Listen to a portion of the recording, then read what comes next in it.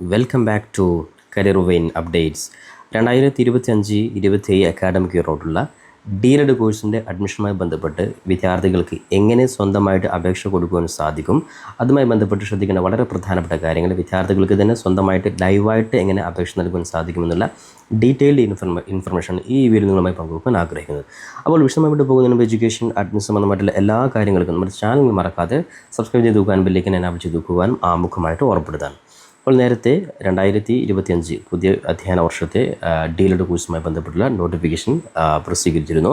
അതുമായി ബന്ധപ്പെട്ട് ഈ ഒരു വീഡിയോയിൽ ഗവൺമെൻറ് എയ്ഡ് ശ്രദ്ധിക്കേണ്ട കാര്യം ഞാൻ തൊട്ട് മുമ്പ് ചെയ്ത വീഡിയോയിൽ കൃത്യമായിട്ട് പറഞ്ഞിട്ടുണ്ട്. ഡീലഡ് ഗവൺമെൻറ് എയ്ഡ് സെപ്പറേറ്റ് അപേക്ഷ, അതേപോലെ തന്നെ സെൽഫ് ഫിനാൻസ് കോളേജ് സെപ്പറേറ്റ് അപേക്ഷ. അപ്പോൾ ഈ ഒരു വീഡിയോയിൽ ഗവൺമെൻറ് എയ്ഡ് കോളേജിലോട്ട് എങ്ങനെയാണ് അപേക്ഷ കൊടുക്കേണ്ടത് അതുമായി ബന്ധപ്പെട്ടുള്ള കാര്യങ്ങളാണ്. അപ്പോൾ തൊട്ടടുത്ത വീഡിയോയിൽ സെൽഫ് ഫിനാൻസ് കോളേജിൻ്റെ വീഡിയോസ് തൊട്ടപ്പുറത്ത് വീഡിയോ ചെയ്യുന്നതായിരിക്കും. പ്രത്യേകം ശ്രദ്ധിക്കേണ്ട കാര്യം, +2 മാർക്ക് നിങ്ങൾക്ക് എത്ര മാർക്ക് ഉണ്ടെങ്കിലും നിങ്ങൾ എങ്ങനെയെങ്കിലും ഡീലഡ് കോഴ്സ് പഠിക്കാൻ ആഗ്രഹിക്കുന്ന വിദ്യാർത്ഥികളാണെങ്കിൽ ഗവൺമെൻറ് എയ്ഡും അതേപോലെ തന്നെ സെൽഫ് ഫിനാൻസ് കോളേജും അപേക്ഷ കൊടുത്തിടുക. അപ്പോൾ എനിക്ക് മാർക്കുണ്ട്, അതുകൊണ്ട് എനിക്ക് ഗവൺമെൻറ് തന്നെ കിട്ടുമെന്നുള്ള പ്രതീക്ഷ ഉണ്ടാവരുത്. നിങ്ങൾ കിട്ടുകയാണെങ്കിലും കിട്ടിയില്ല എങ്കിൽ നിങ്ങൾ രണ്ടും കൊടുക്കാൻ വേണ്ടി ജസ്റ്റ് സാന്ദർഭികമായിട്ട് ഓർമ്മപ്പെടുത്താം. അപ്പോൾ നമുക്ക് ഈ ഒരു കോഴ്സിൻ്റെ വളരെ പ്രധാനപ്പെട്ട യോഗ്യതകൾ നമ്മൾ നേരത്തെ തൊട്ടുമുള്ള വീട്ടിൽ പറഞ്ഞിട്ടുണ്ട്. ജസ്റ്റ് +2 ആണ്. അതിൽ 40% സീറ്റ് സയൻസും അതേപോലെ തന്നെ ഹ്യൂമാനിറ്റീസും, 20% സീറ്റ് കൊമേഴ്സുകാർക്കുമാണ്. ഇതൊക്കെ നമ്മൾ നേരത്തെ തന്നെ കൃത്യമായിട്ട് പറഞ്ഞിട്ടുണ്ട്. അതിൽ ഏജ് ലിമിറ്റ് നമ്മൾ പറഞ്ഞിട്ടുണ്ട് 17 വയസ്സ്. 1/7/2025 17 വയസ്സ്, അതേപോലെ 33 വയസ്സാണ് മാക്സിമം പ്രായപരിധി. അതിൽ 5 വയസ്സ് SC വിഭാഗക്കാർ, ഭിന്നശേഷിക്കാർക്ക്, അതേപോലെ തന്നെ 3 വർഷം OBC-ക്കാർക്കും അതുപോലെ വിമുക്ത ഭടന്മാർക്കും ഈ പറയുന്ന ഇളവ് ലഭിച്ചിട്ടുണ്ട്. അതൊക്കെ നേരത്തെ നമ്മൾ ജസ്റ്റ് കൃത്യമായിട്ട് പറഞ്ഞിട്ടുണ്ട്.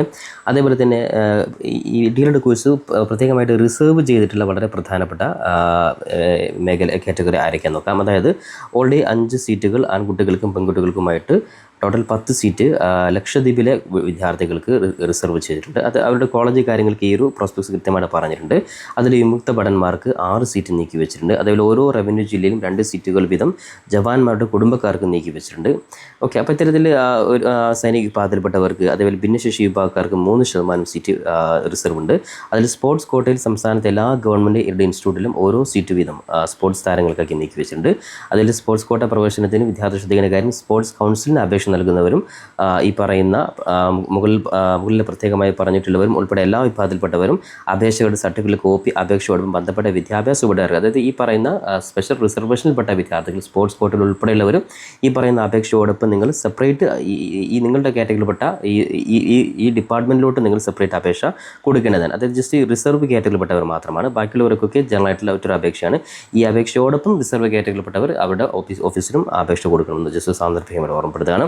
അതിൽ 10% സീറ്റ് സാമ്പത്തികമായിട്ട് പിന്നോക്കം നിൽക്കുന്ന വിഭാഗക്കാർക്ക് നീക്കി വെച്ചിട്ടുണ്ട്. ഓക്കെ, അപ്പോൾ ഇത്തരത്തിൽ റിസർവ് ലഭിക്കുന്ന, അതായത് റിസർവേഷൻ ലഭിക്കുന്ന വിദ്യാർത്ഥികളുടെ ലിസ്റ്റാണ്. അപ്പോൾ ഇത്തരത്തിൽ റിസർവേഷൻ കാറ്റഗറിയിൽപ്പെട്ടവർ അവരുടെ ആപ്ലിക്കേഷൻ സെപ്പറേറ്റ് ആയിട്ട് നിങ്ങളുടെ ആ ഒരു ഓഫീസിലും അയക്കണമെന്ന് ജസ്റ്റ് ഓർമ്മപ്പെടുത്താൻ. ഓക്കെ, ഇനി പ്രത്യേകമായിട്ട് വെയിറ്റേജ് അഡ്മിഷൻ്റെ കൂടെ പ്രത്യേകമായിട്ട് വെയിറ്റേജ് ലഭിക്കുന്ന പ്രധാനപ്പെട്ട കാറ്റഗറി ഏതൊക്കെയാണെന്ന് നോക്കാം. അതായത് NCC ശ്രദ്ധിക്കേണ്ട കാര്യം, NCC കേഡറ്റുകൾക്ക് 10 മാർക്കുണ്ട്. അതായത് ഭാരത് സ്കൗട്ട് ആൻഡ് ഗൈഡിൻ്റെ രാജ്യ പുരസ്കാരം അല്ലെങ്കിൽ രാഷ്ട്രപതി പുരസ്കാരം നേടിയിട്ടുള്ള വിദ്യാർത്ഥികൾക്ക് ഓൾറെഡി വെയിറ്റേജ് ലഭിക്കുന്നുണ്ട്. അതേപോലെ NSSൻ്റെ നാഷണൽ ക്യാമ്പിലോ റിപ്പബ്ലിക് ദിന ക്യാമ്പിലോ പങ്കെടുത്തുള്ള NSS വോളണ്ടിയർമാർക്ക് വെയിറ്റേജ് ലഭിക്കുന്നുണ്ട്. ഓക്കെ, അപ്പോൾ ഇത്തരത്തിൽ പ്രധാനമായിട്ടും വിദ്യാർത്ഥികൾക്ക് അഡീഷണലായിട്ട് വെയിറ്റേജ് ലഭിക്കുന്ന പ്രധാനപ്പെട്ട കാര്യങ്ങൾ ജസ്റ്റും ഓർമ്മിച്ചു മാത്രം. ഇനി അതേപോലെ നേരത്തെ പറഞ്ഞതുപോലെ, കഴിഞ്ഞ വീട്ടിൽ പറഞ്ഞതുപോലെ തന്നെ ഒരു റവന്യൂ ജില്ലയിൽ വിദ്യാർത്ഥികൾ ഒരു ജില്ലയിൽ മാത്രമാണ് അപേക്ഷ കൊടുക്കാൻ പാടുള്ളൂ. ഇക്കാര്യം പ്രത്യേകം ശ്രദ്ധിക്കുക. ഓക്കെ, ഇനി അതേപോലെ ന്യൂനപക്ഷ സമുദായ വിഭാഗക്കാർ, അത് ന്യൂനപക്ഷ വിഭാഗത്തിൽപ്പെട്ട വിദ്യാർത്ഥികൾ ശ്രദ്ധിക്കേണ്ട കാര്യം, ന്യൂനപക്ഷ സമുദായ വിഭാഗങ്ങൾ നടത്തുന്ന TTA, അതായത് ഡീലഡ് കോളേജുകളുണ്ട്. അത്തരത്തിൽ കോളേജുകൾ 50% സീറ്റുകൾ പൊതു മെറിറ്റ് അടിസ്ഥാനത്തിൽ, ബാക്കി വരുന്ന 50% സീറ്റുകൾ അതത് ന്യൂനപക്ഷ സമുദായ വിഭാഗത്തിൽപ്പെട്ട വിദ്യാർത്ഥികൾക്കായിരിക്കും ലഭിക്കുക. ഈ കാര്യം പ്രത്യേകം ശ്രദ്ധിക്കുക. ഓക്കെ, ഇനി വിദ്യാർത്ഥികൾക്ക് ഈ പറഞ്ഞ ന്യൂനപക്ഷ വിഭാഗത്തിൽപ്പെട്ട വിദ്യാർത്ഥികൾക്ക് മെറിറ്റ് അടിസ്ഥാനത്തിൽ അത് ഇങ്ങനെ അഡ്മിഷൻ ലഭിക്കും നോക്കാം. അതായത് യോഗ്യതാ പരീക്ഷകൾ ലഭിച്ച മാർക്ക് 80%, അതും അതേപോലെ ഇൻ്റർവ്യൂ ലഭിച്ച മാർക്ക് 10%, അതേപോലെ സ്പോർട്സ്, ഗെയിംസ്, അതേപോലെ കലോത്സവം എന്നിവയിൽ 10% മാർക്കാണ് വിദ്യാർത്ഥികളുടെ ഈ ഒരു കാറ്റഗറിയിൽ വെച്ചാണ് വിദ്യാർത്ഥികൾക്ക് മെറിറ്റ് അടിസ്ഥാനത്തിൽ അഡ്മിഷൻ ലഭിക്കുന്നത്. ഓക്കെ, അപ്പോൾ ഇൻ്റർവ്യൂ എന്നൊക്കെ പറയും സ്വാഭാവികമായിട്ട് അതുമായി ബന്ധപ്പെട്ട കാര്യങ്ങൾക്ക് നമുക്ക് ഓരോ വീഡിയോയിൽ വിദ്യാർത്ഥികൾ അപ്ഡേറ്റ് ചെയ്യാം. എന്താണ് ഇൻ്റർവ്യൂ അതൊക്കെ നമുക്ക് ചർച്ച ചെയ്യാം. അപ്പോൾ എന്തായാലും ഞാൻ കഴിഞ്ഞ വീഡിയോയിൽ പറഞ്ഞതുപോലെ തന്നെ വിദ്യാർത്ഥികൾ അപേക്ഷ കൊടുക്കേണ്ട ലാസ്റ്റ് ഡേറ്റ് 11/8/2025 വൈകിട്ട് 5 മണി വരെയാണ്. അതുകൊണ്ട് കൃത്യമായിട്ട് സമയമുണ്ട്. അതുകൊണ്ട് അപേക്ഷ ഞാൻ താഴെ കാണിക്കുന്ന അതേ രീതിയിൽ നിങ്ങൾ അപേക്ഷ കൊടുക്കുക. ഒരു കാരണവശാലും നിങ്ങൾ മിസ്റ്റേക്ക് വരുത്തരുത്. അപ്പോൾ നാളെ തന്നെ പോയിട്ട് അപേക്ഷ കൊടുത്തു കഴിഞ്ഞാൽ സ്വാഭാവികമായിട്ട് നിങ്ങൾ അപേക്ഷ കൊടുത്തു കഴിഞ്ഞാൽ പിന്നെ നിങ്ങൾക്കത് മാറ്റം വരുത്താൻ വളരെ ബുദ്ധിമുട്ടാണ്. കാരണം ഓൺലൈൻ അപേക്ഷയല്ല. ഓൺലൈൻ അപേക്ഷയൊക്കെ വളരെ എളുപ്പത്തിൽ നിങ്ങൾക്കറിയാം. ജസ്റ്റ് നിങ്ങളിപ്പോൾ ഡിഗ്രിക്ക് അപേക്ഷ കൊടുത്തൊക്കെ ജസ്റ്റ് ട്രയൽ അലോട്ട്മെൻ്റ് ഒക്കെ വന്നു കഴിഞ്ഞാൽ എഡിറ്റ് ചെയ്യാൻ ഓപ്ഷനൊക്കെ ഉണ്ട്. ഇത് അങ്ങനെ എഡിറ്റ് ചെയ്യാൻ ഓപ്ഷനൊന്നും ഉണ്ടാവില്ല. അതുകൊണ്ട് തന്നെ പ്രത്യേകം ശ്രദ്ധിക്കുക. ഓഫ്ലൈൻ ആണ്, എഴുതി വെച്ചാൽ അത് പിന്നീട് മാറ്റം വരുത്താൻ പറ്റില്ല. അതുകൊണ്ട് അപേക്ഷ കൊടുക്കുന്നതിന് മുമ്പ് എല്ലാ കാര്യം വളരെ കൃത്യമായ രീതിയിൽ ചെയ്തതിന് ശേഷം മാത്രം. ഞാൻ ഇത്രയും ഡീറ്റെയിൽ ആയിട്ട് വീഡിയോ ചെയ്യുന്നത് വിദ്യാർത്ഥികൾക്ക് എല്ലാ കാര്യം കൃത്യമായിട്ട് മനസ്സിലാക്കിയിട്ട് അപേക്ഷ കൊടുക്കാൻ വേണ്ടിയിട്ടാണ്. മിസ്റ്റേക്ക് വരാനുള്ള ഒരു സാധ്യത നിങ്ങൾ വരുത്താതിരിക്കാൻ വേണ്ടിയിട്ട് മാത്രമാണ്. ഈ കാര്യം പ്രത്യേകം ശ്രദ്ധിക്കുക. ഓക്കെ, ലാസ്റ്റ് ഡേറ്റ് 11/8/2025 വരെ നിലവിൽ അപേക്ഷ സമയം. അപ്പോൾ അതിലെന്തെങ്കിലും മാറ്റങ്ങൾ വരികയാണ് നിങ്ങളെ കൃത്യമായിട്ട് നമ്മുടെ ചാനൽ ത്രൂ അറിയിക്കുന്നതായിരിക്കും. ഇനി എങ്ങനെയാണ് അപേക്ഷ കൊടുക്കുന്നത്? അപ്പോൾ ഞാൻ ഈ വീഡിയോയിൽ ഗവൺമെൻറ് എയ്ഡഡ് കോളേജിൽ ഏതൊക്കെയാണ് അതിലെങ്ങനെ അപേക്ഷ കൊടുക്കാൻ നോക്കാം. അപ്പോൾ അപേക്ഷ കൊടുക്കുന്നതിന് മുമ്പ് നിങ്ങൾ കൃത്യമായിട്ട് ശ്രദ്ധിക്കേണ്ട കാര്യം 5 രൂപയുടെ കോഡ് ഫീസ് സ്റ്റാമ്പ് ശ്രദ്ധിക്കണം. കോഡ് ഫീസ് സ്റ്റാമ്പ് എന്ന് പറഞ്ഞാൽ നേരത്തെ നിങ്ങൾ കഴിഞ്ഞ വീട്ടിൽ പറഞ്ഞിട്ടുണ്ട്, നിങ്ങളുടെ നാട്ടിലുള്ള ഏതെങ്കിലും സ്റ്റേഷനിലോ അല്ലെങ്കിൽ ടൗണിലോ ഏതെങ്കിലും ഷോപ്പിലുണ്ടാവും. അവിടെ പോയിട്ട് ജസ്റ്റ് 5 രൂപയുടെ ഒരു കോഡ് ഫീസ് സ്റ്റാമ്പ്, ജസ്റ്റ് സാധാരണ രീതിയിൽ ഒരു സ്റ്റാമ്പ് തന്നെയാണ്. ചിലപ്പം 2 രൂപയുടെ രണ്ടും അതേപോലെ 1 രൂപയുടെ അങ്ങനെ വാങ്ങാം, അല്ലെങ്കിൽ 5 രൂപയുടെ ഒന്നായിട്ട് വാങ്ങാം. അത് നിങ്ങൾ ജസ്റ്റ് ടോട്ടൽ 5 രൂപയുടെ ഒരു കോഡ് ഫീസ് സ്റ്റാമ്പ് അവിടെ നിങ്ങൾ ഒട്ടിച്ചാൽ മതി. ഓക്കെ, ഇനി കോഡ് ഫീസ് സ്റ്റാമ്പ് ഇല്ലാത്തവരാണെങ്കിൽ നിങ്ങൾ നാട്ടിലെ ട്രഷറിയിൽ പോയി കഴിഞ്ഞാൽ ഇവിടെ നിങ്ങൾക്ക് കാണാൻ സാധിക്കും. ട്രഷറിയിൽ പോയിട്ട് നിങ്ങൾക്കിവിടെ 0202 01 102 97 03 അതർ റെസിപ്റ്റ് ഈ ഒരു ശീർഷകത്തിൽ നിങ്ങൾ ജസ്റ്റ് 5 രൂപയുടെ ചലാൻ എടുത്താൽ നിങ്ങൾക്ക് അവിടുന്ന് നിങ്ങൾ ട്രഷറിയിൽ പോയാൽ നിങ്ങൾക്ക് ചലാൻ പ്രിൻ്റ് ഔട്ട് തരും. അത് നിങ്ങൾ ഇതിൻ്റെ കൂടെ നിങ്ങൾ അറ്റാച്ച് ചെയ്താൽ മതി. ഓക്കെ, അപ്പോൾ എളുപ്പത്തിൽ ജസ്റ്റ് കോഡ് ഫീസ് സ്റ്റാമ്പ് മാത്രം മതി. ഇനി SC/ST വിഭാഗത്തിൽപ്പെട്ട വിദ്യാർത്ഥികൾ അപേക്ഷ ഫീ അടക്കേണ്ട ആവശ്യമില്ല. അവർ ജസ്റ്റ് ആപ്ലിക്കേഷൻ ഫോം മാത്രം ഫില്ല് ചെയ്താൽ മതി. ഓക്കെ, ഇനി മാനേജ്മെൻറ്റ് കോട്ടയിൽ തിരഞ്ഞെടുക്കപ്പെടുന്നതിന് പ്രത്യേകം ശ്രദ്ധിക്കേണ്ട കാര്യം അപേക്ഷയുടെ പ്രിൻ്റ് ഔട്ട് രജിസ്റ്റേർഡ് പോസ്റ്റായിട്ട് മാനേജർക്ക് നിങ്ങൾ മാനേജ്മെൻറ്റ് കോട്ടയിൽ അപേക്ഷ കൊടുക്കുന്നവരാണെങ്കിൽ മാനേജ്മെൻറ്റിനും സെപ്പറേറ്റ് ആയിട്ട് നിങ്ങളൊരു അപേക്ഷ ഫോം കൊടുക്കണം. ഇതിൻ്റെ കോപ്പി നിങ്ങൾ ഈ പറഞ്ഞ രീതിയിൽ താഴെ കാണിക്കുന്ന രീതിയിൽ അതേ രീതിയിൽ നിങ്ങൾ വിദ്യാഭ്യാസ വകുപ്പിൻ്റെ ഓഫീസിലോട്ട് നിങ്ങൾ അയക്കുക വേണം. അതൊക്കെ നമുക്ക് ജസ്റ്റ് താഴെ കാണിച്ചു തരാം. ഓക്കെ, ഇനി അതിലൂടെ പ്രത്യേകം ശ്രദ്ധിക്കുമെന്ന് പറഞ്ഞിട്ട് ജസ്റ്റ് 1-2 കാര്യങ്ങൾ ഇവിടെ സൂചിപ്പിക്കുന്നുണ്ട്. അതായത് കന്നഡ ടീച്ചേഴ്സ് ട്രെയിനിങ് കോഴ്സിലോട്ടുള്ള അപേക്ഷകർ അതായത് അവർ അയക്കേണ്ടത് കാസർഗോഡ് വിദ്യാഭ്യാസ ഉപഡയറക്ടറാണ്. ഇനി തമിഴ് ടീച്ചേഴ്സ് ട്രെയിനിങ് കോഴ്സിലുള്ളവർക്ക് പാലക്കാട്, ഇടുക്കി എന്നീ വിദ്യാഭ്യാസ ഡെപ്യൂട്ടി ഡയറക്ടർമാർക്കും. ഇനി ഇംഗ്ലീഷ് മീഡിയത്തിൽ അപേക്ഷകൾ ശ്രദ്ധിക്കേണ്ട കാര്യം ഇംഗ്ലീഷ് മീഡിയത്തിൽ അപേക്ഷകൾ തിരുവനന്തപുരം, കൊല്ലം, മലപ്പുറം, കോഴിക്കോട്, കണ്ണൂർ എന്നീ വിദ്യാഭ്യാസ ഡെപ്യൂട്ടി ഡയറക്ടർമാർക്കാണ് അയക്കേണ്ടത്. ഓക്കെ, ഇനി അതിൽ ഡീലഡ് സെമസ്റ്റർ സംബന്ധമായിട്ടുള്ള ജസ്റ്റ് ട്രാൻസ്ഫറാണത് ഇപ്പോൾ ചെയ്യാൻ പറ്റും. അത് ജസ്റ്റ് അഡ്മിഷൻ എടുത്തു കഴിഞ്ഞ് ഒരു സെമസ്റ്റർ കഴിഞ്ഞാൽ ട്രാൻസ്ഫർ ചെയ്യാൻ ഉൾപ്പെടെയുള്ള കാര്യങ്ങൾ ചെയ്യാൻ പറ്റും. ഈ കാര്യമൊക്കെ പ്രത്യേകം ശ്രദ്ധിക്കുക. ഇനി യോഗ്യത സംബന്ധമായിട്ട് ഒരു എക്സ്ക്യൂസ് ലഭിക്കുന്നില്ല. 1733 അതിൽ ഇളവുള്ളവർക്ക് മാത്രം, ബാക്കിയുള്ളവർക്ക് കൃത്യമായിട്ടായിരിക്കും. ഇനി വളരെ കൃത്യമായിട്ട് പറഞ്ഞിട്ടുണ്ട്, വിദ്യാർത്ഥികൾ ഏതെങ്കിലും കാരണവശാൽ നിങ്ങൾ ഇല്ലാത്ത സർട്ടിഫിക്കറ്റുകൾ നിങ്ങൾ അപേക്ഷ കൊടുത്തു കഴിഞ്ഞാൽ നിങ്ങൾക്ക് അഡ്മിഷൻ ലഭിച്ചു കഴിഞ്ഞാൽ ഇൻ്റർവ്യൂ സമയത്ത് നിങ്ങളുടെ സർട്ടിഫിക്കറ്റ് നിങ്ങൾ വെരിഫൈ ചെയ്യുമ്പോൾ നിങ്ങൾക്ക് അത് സമർപ്പിക്കാൻ സാധിച്ചിട്ടില്ലെങ്കിൽ പൂർണ്ണമായിട്ട് നിങ്ങളുടെ അഡ്മിഷൻ നഷ്ടപ്പെട്ടു പോകുന്നതായിരിക്കും. പിന്നീട് ഒരു എക്സ്ക്യൂസും ലഭിക്കില്ല. അതുകൊണ്ട് ഉള്ള സർട്ടിഫിക്കറ്റ് മാത്രം നിങ്ങൾ താഴെ കൊടുക്കുന്ന അപേക്ഷാ ഫോം ഫില്ല് ചെയ്യുമ്പോൾ നിങ്ങൾ പ്രത്യേകം നിങ്ങൾ നോട്ട് ചെയ്യുക. ഓക്കെ, ഈ കാര്യം പ്രത്യേകം ശ്രദ്ധിക്കുക. പിന്നെ അതേപോലെ വിദ്യാർത്ഥികളുടെ ക്ലാസ് സ്റ്റാർട്ട് ചെയ്യുന്ന ഡേറ്റ് ഉൾപ്പെടെയുള്ള കാര്യങ്ങൾ ഓഗസ്റ്റ് 25 തന്നെ നിങ്ങൾക്ക് ഈ വർഷത്തെ ക്ലാസ്സുകൾ സ്റ്റാർട്ട് ചെയ്യുന്ന രീതിയിലാണ് നോട്ടിഫിക്കേഷൻ വന്നിട്ടുള്ളത്. എന്തായാലും ഒരു പക്ഷേ അതൊക്കെ ലേറ്റ് ആവാൻ ചാൻസ് ഉണ്ട്. ഓക്കെ, നമുക്ക് നോക്കാം. ഇനി നമുക്ക് എങ്ങനെയാണ് അപേക്ഷ ഫോം ഫില്ല് ചെയ്യുക. അപ്പോൾ അപേക്ഷ ഫോം ഫില്ല് ചെയ്യുന്നതിന് മുമ്പ് നമുക്ക് ഏതൊക്കെയാണ് നമുക്ക് കോളേജുകൾ നമുക്ക് ജസ്റ്റ് നോക്കാം. അതിനായിട്ട് ഞാൻ ഈ ഒരു ആപ്ലിക്കേഷൻ ഫോമിൻ്റെ ലിങ്ക്, ഈ ഒരു PDF-ൻ്റെ ലിങ്ക് താഴെ ഡിസ്ക്രിപ്ഷൻ ബോക്സിൽ കൊടുത്തിട്ടുണ്ട്. ഫസ്റ്റ് നിങ്ങൾ കാണാൻ സാധിക്കും DLED അഡ്മിഷൻ ലിങ്ക്. അവിടെ നിങ്ങൾ ക്ലിക്ക് ചെയ്ത് കഴിഞ്ഞാൽ ഈ ഒരു PDF നിങ്ങൾക്ക് ഡൗൺലോഡ് ചെയ്യുവാൻ സാധിക്കുന്നതാണ്. ഇത് ഡൗൺലോഡ് ചെയ്ത് കഴിഞ്ഞാൽ ഇവിടെ നിങ്ങൾ ജസ്റ്റ് സ്ക്രോൾ ചെയ്ത് 12ാമത്തെ പേജിലോട്ട് വരിക. 12ാമത്തെ പേജിൽ നിങ്ങൾക്ക് കാണാൻ സാധിക്കും ഗവൺമെൻറ് എയ്ഡഡ് കോളേജുകൾ ഏതൊക്കെയാണ്. ഗവൺമെൻറ് എയ്ഡ് എന്ന് പറയുമ്പോൾ ശ്രദ്ധിക്കുക, ഞാൻ നേരത്തെ കഴിഞ്ഞ വീട്ടിൽ പറഞ്ഞിട്ടുണ്ട്, നിങ്ങൾ ഫീസ് കൊടുക്കാതെ ജസ്റ്റ് നിങ്ങൾ അഡ്മിഷൻ ഫീ മാത്രം കൊടുത്ത് സെമസ്റ്റർ ഫീ ഇല്ലാതെ നിങ്ങൾക്ക് പഠിക്കാൻ സാധിക്കുന്ന കോളേജാണ് ഗവൺമെൻറ് എയ്ഡഡ് കോളേജുകൾ. എന്നാൽ സെൽഫ് ഫിനാൻസ് കോളേജിൽ നിങ്ങൾ ജസ്റ്റ് ഓരോ സെമസ്റ്ററിൽ നിശ്ചിത ഫീസ് കൊടുത്ത് നിങ്ങൾ പഠിക്കണം. അതാണ് രണ്ട് തമ്മിലെ വ്യത്യാസം. ഓക്കെ, അപ്പോൾ നമുക്കിനി ഗവൺമെൻറ് എയ്ഡഡ് കോളേജ് ഏതൊക്കെയാണ്. ട്രിവാൻഡ്രത്ത് മാത്രം 8 കോളേജുകളുണ്ട്. കൊല്ലത്ത് നിങ്ങൾക്ക് കാണാൻ സാധിക്കും. കൊല്ലത്തും ഇതേപോലെ ഏകദേശം 8ഓളം കോളേജുകൾ കൊല്ലത്ത്.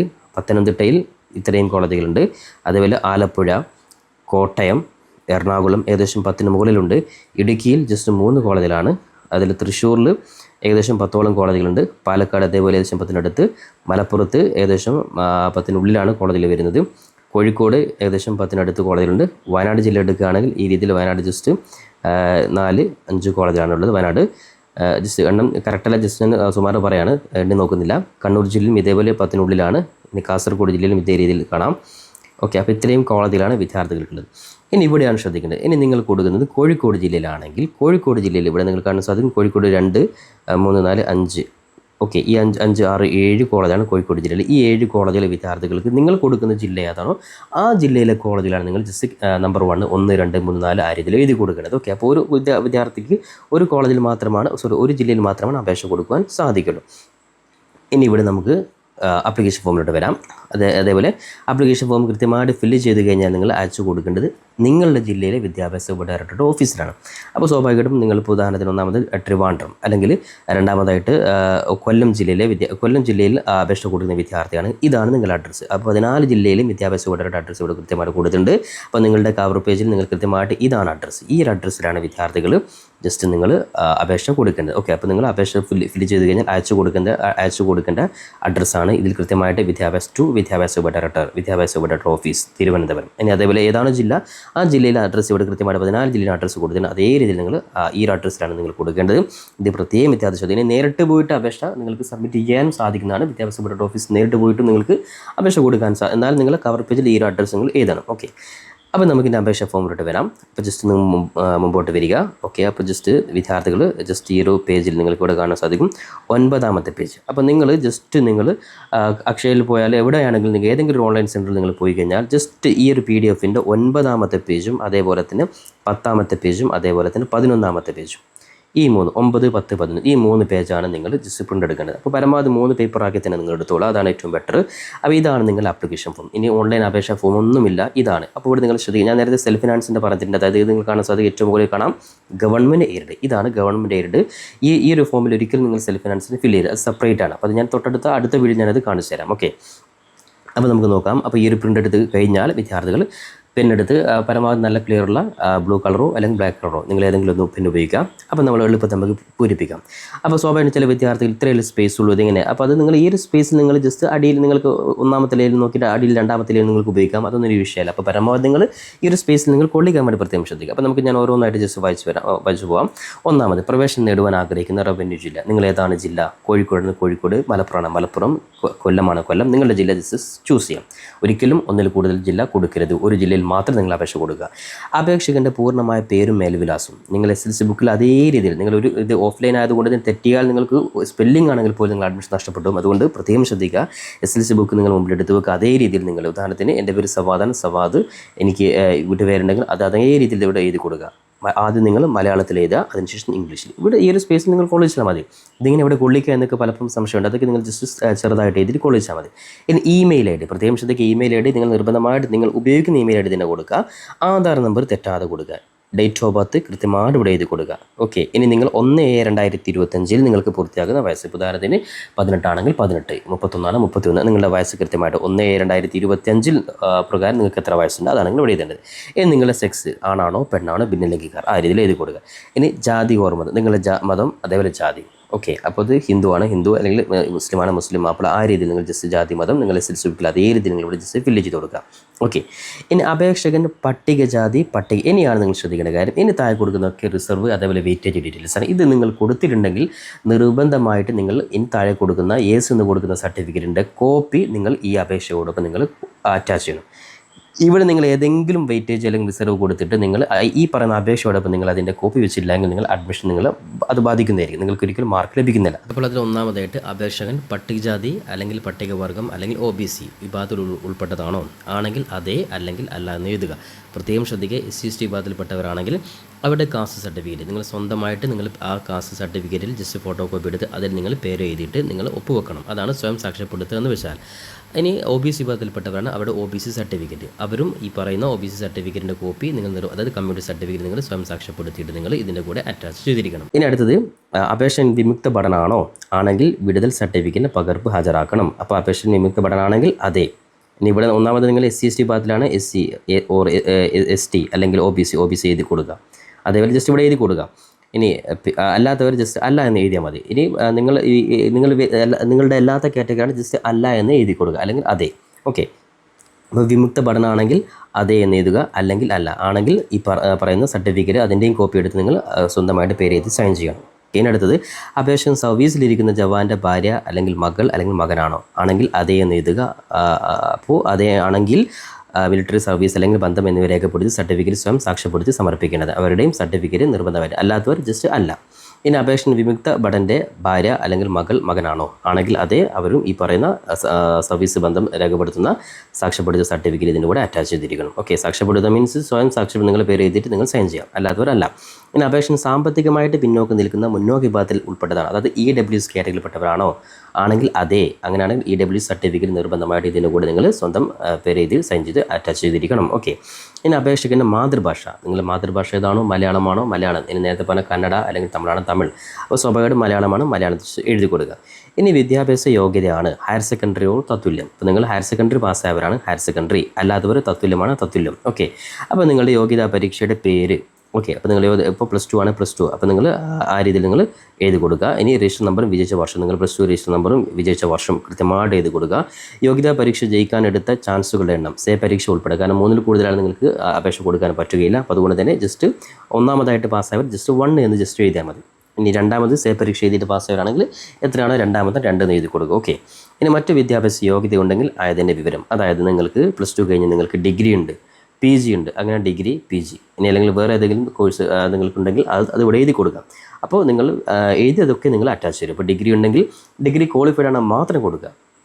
ഇപ്പോൾ ഡിഗ്രി സെക്കൻഡ് ഇയർ ആണ് പഠിച്ചുള്ളൂ, നിങ്ങളുടെ കൈവശം ഡിഗ്രി ഒറിജിനൽ സർട്ടിഫിക്കറ്റ് ഉണ്ടെങ്കിൽ ഡിഗ്രി കംപ്ലീറ്റ് ആയ സർട്ടിഫിക്കറ്റ് മാത്രം കൊടുക്കുക, ഇല്ലാത്തവർ നിങ്ങൾ കൊടുക്കരുത്. ഓക്കെ, പൂർണ്ണമായിട്ടും കംപ്ലീറ്റ് ആയിട്ടുള്ള കോഴ്സ് മാത്രമായിട്ട് കൊടുക്കുക. കൊടുത്തു കഴിഞ്ഞാൽ അതിൻ്റെ സർട്ടിഫിക്കറ്റ് കോപ്പി ഇതിൻ്റെ കൂടെ അറ്റാച്ച് ചെയ്തിരിക്കണം. ഇനി അടുത്തത് യോഗ്യതാ പരീക്ഷയ്ക്ക് +2 ഓർ തത്തുല്യം നേടിയ മാർക്ക്. അപ്പോൾ സ്വാഭാവികമായിട്ടും ചില വിദ്യാർത്ഥി ഇവിടെ ഇങ്ങനെ കൊള്ളിക്കാനും സംശയം ഉണ്ടാകും. അതായത് നിങ്ങൾ ഇവിടെ ജസ്റ്റ് ഈ ഒരു വിഷയം മാർക്ക് ഇവിടെ കാണാൻ സാധിക്കും. അവിടെ ജസ്റ്റ് നിങ്ങൾ ഇവിടെ നിങ്ങൾ ജസ്റ്റ് ടേബിളായിട്ട് വരയ്ക്കുക. സോ 6 വിഷയമാണെങ്കിൽ ആ 6 വിഷയം ജസ്റ്റ് നിങ്ങൾ ഇംഗ്ലീഷ്, ലാംഗ്വേജ്, പ്രധാനത്തിന് കൊമേഴ്സ് ആൻഡ് സയൻസ്, അവരുടെ വിഷയം നിങ്ങളുടെ വിഷയം ജസ്റ്റ് ഇവിടെ ജസ്റ്റ് ടേബിളാക്കിയിട്ട് പേര് ചെയ്താൽ അതിൽ മാർക്ക് കൂടെ കൃത്യമായിട്ട് ഇത് മാർക്കെല്ലാം ഗ്രേഡ് എൻ്റെ ടോട്ടൽ മാർക്ക് കൂടി ജസ്റ്റ് ഇതിൽ കൊള്ളിക്കാം. ജസ്റ്റ് ആ ഒരു സിമ്പിളായിട്ട് ജസ്റ്റ് ഇതിൽ കൊള്ളുന്ന രീതിയിൽ കൊടുത്താൽ മതി. ഇനി മാർക്കിൻ്റെ ശതമാനം ഒരു ഗ്രേഡ്, ഇപ്പോൾ നിങ്ങളുടെ +2 മാർക്കിൻ്റെ ടോട്ടൽ ശതമാനം അല്ലെങ്കിൽ ഗ്രേഡ് ഇവിടെ കൃത്യമായിട്ട് ഇത് കൊടുക്കുക. പരീക്ഷാ ബോർഡ് അല്ലെങ്കിൽ യൂണിവേഴ്സിറ്റി പേര്, ഉദാഹരണത്തിന് കേരള ഹയർ സെക്കൻഡറി, കേരളത്തിൽ നിന്ന് പാസ്സാവാണ് Kerala higher secondary exam board. Okay, എനിക്ക് കേരളത്തിന് പുറമേയുള്ള വിദ്യാർത്ഥികളാണെങ്കിൽ നിങ്ങൾ ഏത് ബോർഡിൽ നിന്നാണ് പാസ്സായിട്ടുള്ളത്, CBSE ആണ് CBSE, ആ രീതിയിൽ നിങ്ങൾ ഏതാണോ നിങ്ങൾ പാസ്സായിട്ട് അത് നിങ്ങൾ ജസ്റ്റ് എഴുതി കൊടുക്കും. ഇനി അടുത്തത് അപേക്ഷകൻ ഭിന്നശേഷിക്കാരനാണോ കൊടുത്തവരാണ് നിർബന്ധമായിട്ട് മെഡിക്കൽ ബോർഡിൻ്റെ സർട്ടിഫിക്കറ്റ് നിങ്ങൾ ഇതിൻ്റെ കൂടെ നേരത്തെ പറഞ്ഞ സ്വയം സാക്ഷ്യപ്പെടുത്തി അറ്റാച്ച് ചെയ്തിരിക്കണം. പ്രത്യേകം ശ്രദ്ധിക്കുക, നിങ്ങൾ അതേ എന്ന് കൊടുത്തത് ഒരിക്കൽ കൂടി ഓർമ്മപ്പെടുത്തുകയാണ്, നിങ്ങളുടെ കൈവശം സർട്ടിഫിക്കറ്റ് ഇപ്പോൾ തന്നെ ഉണ്ടായിരിക്കണം. അത് ഈ അപേക്ഷ കൂടെ തന്നെ നിങ്ങൾ അറ്റാച്ച് ചെയ്തിരിക്കണം. അറ്റാച്ച് ചെയ്യുക എന്ന് വെച്ചാൽ ഞാൻ ലാസ്റ്റ് പറഞ്ഞുതരാം. അതായത് ഈ 3 ആപ്ലിക്കേഷൻ ഫോമും അതിൻ്റെ താഴെയായിട്ട് നിങ്ങൾ ഈ പറയുന്ന ഓർഡറിൽ നിങ്ങൾ പറയുന്ന എല്ലാ സർട്ടിഫിക്കറ്റ് വെക്കണം. ഞാൻ ജസ്റ്റ് പറഞ്ഞുതരാം. ഓക്കെ, ഇനി അപേക്ഷ NCC കേഡറ്റ് ആണോ? NCC കേഡറ്റ് ആണെങ്കിൽ മാത്രം അതെ, അല്ലെങ്കിൽ അല്ല. അപേക്ഷന് കായിക മത്സരങ്ങൾ പ്രാഗൽഭ്യം തെളിയിച്ചിട്ടുണ്ടെങ്കിൽ അതിൻ്റെ വിവരം സ്വയം സാക്ഷ്യപ്പെടുത്തിയ പകർപ്പ് ഉൾപ്പെടുത്തേണ്ടതാണ്. ഇപ്പോൾ നിങ്ങൾക്ക് ദേശീയ തലത്തിൽ എന്തെങ്കിലും കിട്ടിയിട്ടുണ്ടെങ്കിൽ ടിക്ക് ചെയ്യുക, അല്ലെങ്കിൽ സംസ്ഥാനതലം, ജില്ലാതലം, ഉപജില്ലാതലം, അപ്പോൾ ഏതാണ് നിങ്ങൾക്ക് കിട്ടിയിട്ടുള്ളത് അത് ജസ്റ്റ് ടിക്ക് ചെയ്യുക. അതിൻ്റെ കോപ്പി ഇതിൻ്റെ കൂടെ വെച്ചിരിക്കണം. ഇനി അടുത്തത് അപേക്ഷകൻ ഭാരത് സ്കൗട്ട് ആൻഡ് ഗൈഡ്സിൻ്റെ രാജ്യ പുരസ്കാർ അല്ലെങ്കിൽ രാഷ്ട്രപതി പുരസ്കാർ നേടിയിട്ടുണ്ടോ? ഉണ്ടെങ്കിൽ അതെ, ഇല്ലെങ്കിൽ ഇല്ല. ഉണ്ടെങ്കിൽ അതിൻ്റെ സർട്ടിഫിക്കറ്റ് കോപ്പി വെക്കണം. അതേപോലെ അപേക്ഷകൻ സ്പോർട്സ് കോട്ട അല്ലെങ്കിൽ സ്പോർട്സ് കൗൺസിലിൽ ഉൾപ്പെട്ടതാണ്. അപ്പോൾ സ്പോർട്സ് കോട്ടയിൽ അപേക്ഷ കൊടുക്കുന്നവരാണെങ്കിൽ ഇവിടെ അതേ, അല്ലാത്തവർ അല്ല. അപ്പോൾ സ്പോർട്സ് കൗൺസിലിൽ ഉൾപ്പെട്ടതാണെങ്കിൽ നിങ്ങൾ ഞാൻ നേരത്തെ പറഞ്ഞതുപോലെ സ്പോർട്സ് ഓഫീസിൽ സെപ്പറേറ്റ് നിങ്ങൾ അപേക്ഷ കൊടുക്കുകയും വേണം.